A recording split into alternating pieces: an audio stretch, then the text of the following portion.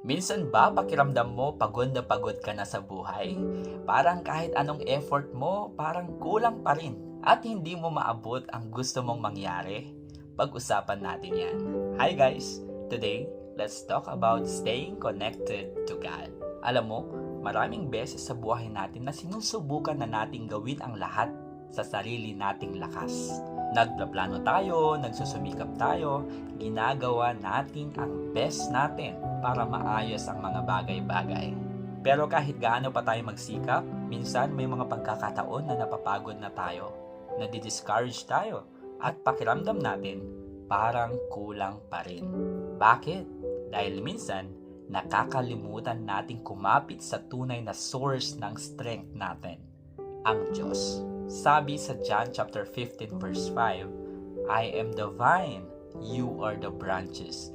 If you remain in me and I in you, you will bear much fruit. Apart from me, you can do nothing. Napakagandang illustration nito. Ang sabi ni Jesus, siya ang vine at tayo ang branches.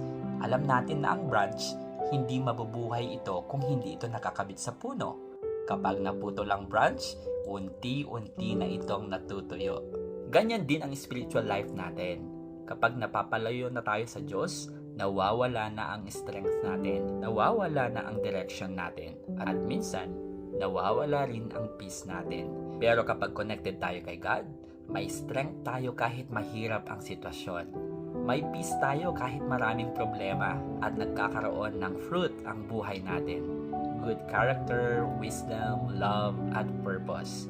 Remaining in God means spending time with Him through prayer, through reading His Word, at sa pagtitiwala sa Kanya sa bawat decision ng buhay natin. Hindi ibig sabihin na perfect ang buhay, pero kapag connected ka sa Diyos, hindi ka mauubusan ng lakas. Kaya kung pakiramdam mo pagod ka na ngayon, maybe the answer is not to try harder, but to draw closer to God.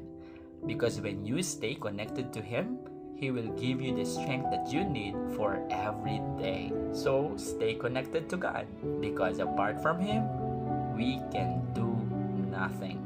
If this message encouraged you today, share it with someone who might need this reminder. God bless you, kapatid.